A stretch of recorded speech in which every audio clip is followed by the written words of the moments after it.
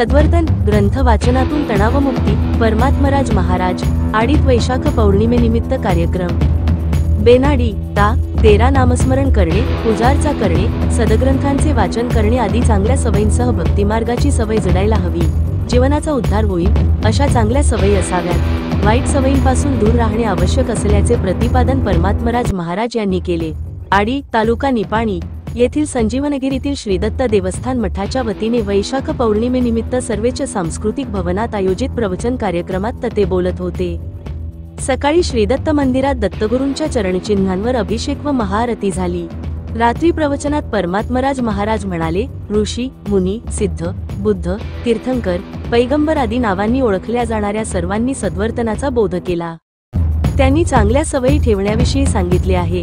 सर्व मानवजातीने विभूतींची शिकवण अंमलात आणली असती तर आतंकवाद निर्माण झाला नसता, इतरही धर्मपंथात कलह निर्माण झाला नसता, ज्यामुळे ताण निर्माण होईल अशा गोष्टी मनात ठेवू नयेत। सग्रंथांच्या वाचनाने नामस्मरणाने ताण नाहीसा होतो।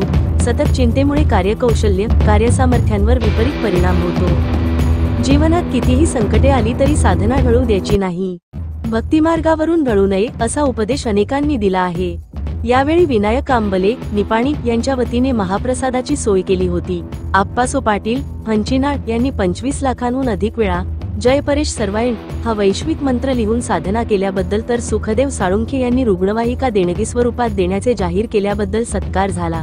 तेजस्विनी हंचिनाळे कोल्हापूर रामचंद्र लाटकर सिंधुदुर्ग शकुंतला नाधवडे आडी कृष्णात पाटील कोगनोळी शोभा शिवदास कोगनोळी राजनंदा नाईक पुनूर यांचा परमात्मराज महाराज आणि देवीदास महाराज यांनी सत्कार केला।